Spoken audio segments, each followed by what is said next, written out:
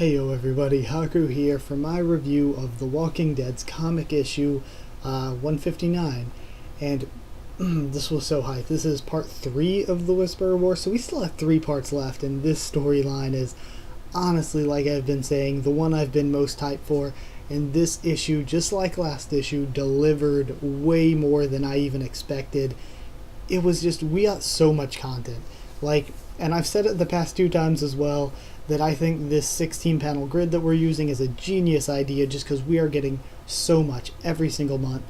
And yeah, I'll just talk about it part by part as usual, and then talk about my main general thoughts at the end. So starting at the very beginning, the first part that I want to go over is the cover. I think the cover for this one is, I don't know, I like the one with Michonne and Negan last month. And even the month before that was nice, even though I didn't like it as much. But I think this one's my favorite so far, just because I really like Dwight. He's quickly becoming my favorite character. I don't think he's my favorite character, or at least he wasn't, but he's getting there like really, really quickly. Because, oh man, he's been so good this storyline, and just lately in general. And I loved having him on the cover, and having Beta as well, because I've been saying as well that I freaking love Beta's character. I think he makes a brilliant antagonist, so I'm glad that Kirkman decided to use him for the main antagonist of the storyline. So I really love them, and I like the color scheme too, so I mean, that was great. At the very beginning we have Beta and Negan fighting, and pretty much Beta tanks a gun butt to the head, which I was like surprised at first, and in my live reaction I was like, whoa, he just took it. He just took a gun butt to the head and just kept going like it was nothing. But Beta sort of turns the gun butt on him, so to speak, and hits him in the head with the gun, and ends up busting open Negan's forehead, which again, having Negan with some disheveled hair and the blood running down his face, made it even cooler for the fight, in my opinion. So, yeah, I think that made the fight even better. Basically, Beta crawls away and grabs his knives after hitting Negan, and Dwight throws Lucille to Negan, so it's back. I love the panel where he grabs her and he's like, welcome home, or whatever. I just love that. So yeah, and also Negan fighting Beta once he gets the bat back is just, I love it. I love the way he's just making jokes like, this is my motherfucking can of spinach, my invincibility star, and stuff like that.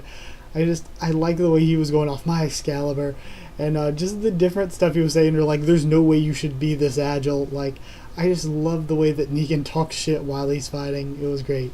Then we see Dwight, Michonne, Jesus, and the army just fighting some walkers and whisperers and stuff.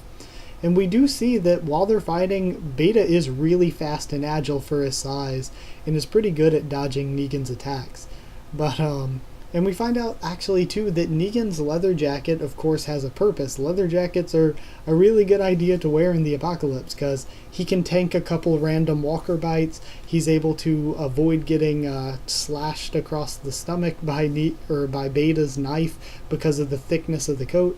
So again, it's just really cool to see that him always wearing that coat, it actually does have a purpose to it. So thick coats for the win.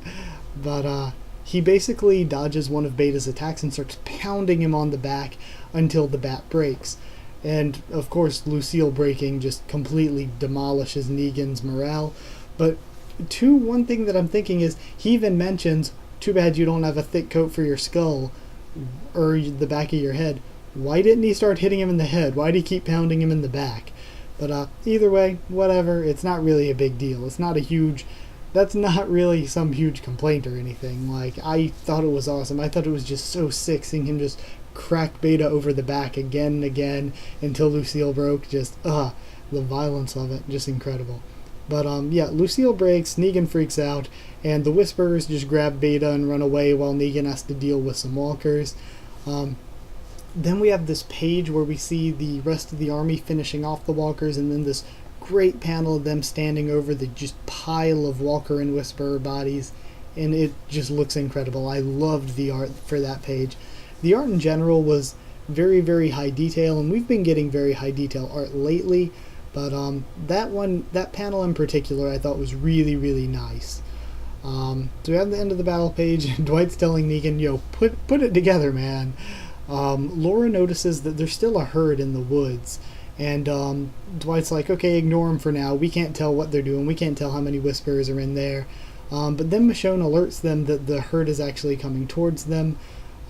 They're coming closer, and the art we then see. I think it's a full page, or maybe it's just the top of the page, and the bottom of the page is the characters' reactions. I think that might be it. But it looks once again amazing. That's the best art of the. I would say for me that's the best art of this issue.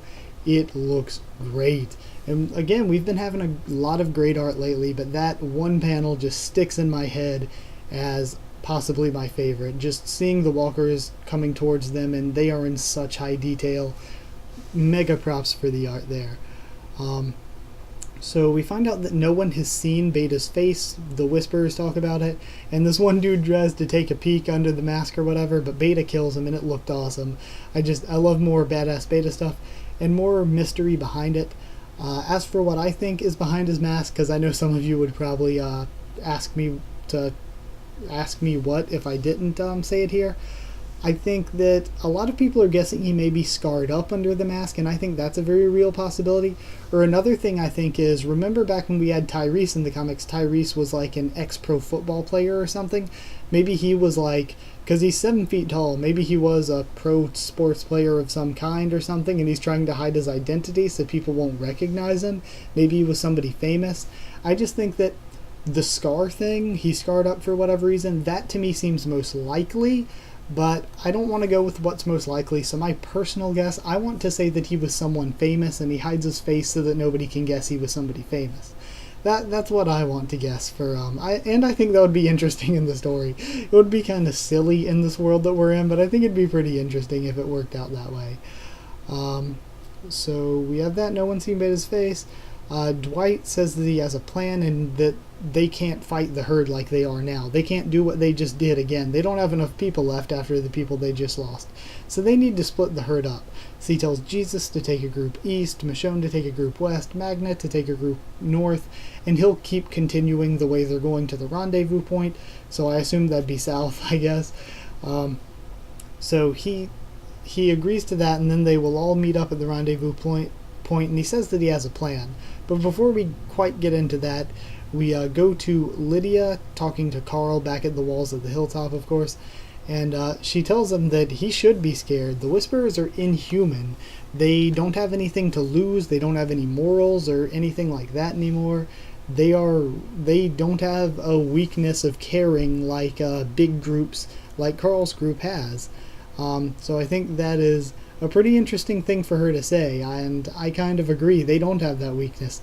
They're just killing machines built to take Alpha and Beta's orders, and they just don't care if they die, and that's a weakness, but it's also a strength for them. And she says that she doesn't love him. Damn, what a bitch. But I don't think I believe her. I think I'm on Carl's side, where I think she's just saying that because she cares about him and doesn't want him to get too attached.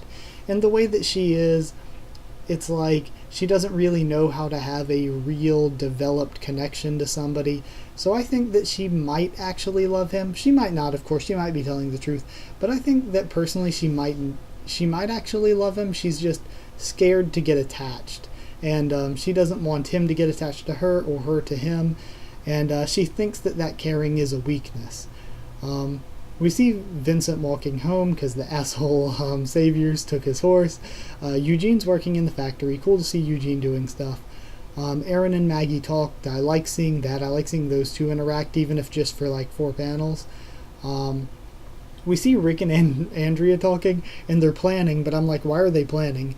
If Dwight's group just got steamrolled, they have nobody coming to tell them they just got steamrolled. Like, they don't know. The Whisperer army could be massive and could be rolling right up to their gates right now. Like, if they don't know the status of what's going on, then I don't know. They probably have some sort of messenger system set up, but we just haven't seen it yet. But I'm like, I don't get why they're planning like that if it would take them a while to even get their word out to the battlefield. So then we have this bitch Tara going to possibly kill Vincent, and I'm just thinking, really? Why? Why would you? Pissing me off, freaking saviors. My boy Vincent don't deserve this. So we see Dante and Brianna talking, And honestly, that was kind of a weak point too. I thought that their dialogue could have been a little bit better. But again, not a big problem. I still like seeing the characters because I'm a Dante fan. Then we see Sophia actually looking up at the wall to Carl, but she gets called away for dinner. And I couldn't tell, is that Herschel calling her to come for dinner? If so, I do not remember him being that big. It's like he had a monster growth spurt, because I thought he was like a toddler last time we saw him, and he looked kind of big in that panel if that was supposed to be Herschel. So then we have, again, one of my favorite scenes of this issue was badass William putting the knife to Zachary's throat while he's eating. And I don't know, I just, massive respect, massive love for the character. I freaking love William. I thought we were going to have one of those stories where it was going to be another Gregory storyline where Zachary is a wimp, but he manipulates people into turning against Rick and stuff. But nah, friggin' William put that shit down early. He said, you're going to listen to me or else, fucker. And, oh man, monster respect for William. Loved the scene. Then we have Dwight picking off a Whisperer out of the herd, which again I think is really cool, just watching the herd trying to see which one is a Whisperer and popping them off. I friggin' love that. And he puts on the mask that he takes from the Whisperer he shot once the herd moves on. And the only thing I'm thinking about that is the confusion could be bad. I don't see how people aren't gonna like mistake him for a Whisperer and shoot him. So Dwight, you could be in danger. This is a sketchy plan. This could backfire. But overall for the issue, this was amazing. The art was completely brilliant, especially those two panels that I talked about where Dwight and group are standing over the piles of bodies, and also the one where the herd is walking towards them out of the woods. Both of those completely awesome. The art was just a high point for this. The content was super tight as well. We got so much packed in. I would venture to say we even possibly got more packed in than we did last month, which is pretty incredible because we had a ton last month. The character development I really liked. You guys know I love when we flash around to a bunch of different characters and get a little bit of development for each character. I like that more than if we stick with one character for the whole issue. I like jumping around. I really enjoy that. It makes it feel faster, more cohesive, more is going on. So I like jumping around. I like that we did that. Most impressive for me with the character development was Beta, Dwight, Negan, and William. I really liked all the scenes with those four. So I did enjoy that. And I think it's interesting too to note that now Negan and Beta both blame each other for killing the leading lady in their lives, essentially. Beta blames Negan for killing Alpha. Negan blames Beta for killing Lucille. So I think it's going to be kind of interesting there. So yeah, overall, I think this one deserves a solid 9.5 out of 10. 9.5 broken bats out of 10. I almost forgot to think of something there. But gosh, I friggin' love this one. This one was definitely a huge high point. And it opens the possibility, in my opinion, for a new Lucille. Even if it's not a different baseball bat wrapped in barbed wire, he could get something else. He could get a friggin' pickaxe or something and call it Lucille. I think it leaves a lot of interesting options open. And I'm hoping that if he does make a new Lucille, I'm actually kind of hoping that it might not be a barbed wire baseball bat. I think it'd be interesting for him to try something else out. And even without, like I said, I liked seeing Negan without Lucille when he was just taking out people with the combat knife, when he was with the Whisperers and stuff. So with Lucille, he's cool. Without Lucille, Negan's cool. And with a new Lucille, I think even cooler. I'm excited to see a new weapon for Negan. And yeah, that's about it. So I hope you like this one. I got through the information pretty quick, and I think I was able to still get my thoughts across pretty well. So thank you all so much for watching. If you did like this video, comment down there and tell me what you thought of this issue and what you thought of my thoughts on it.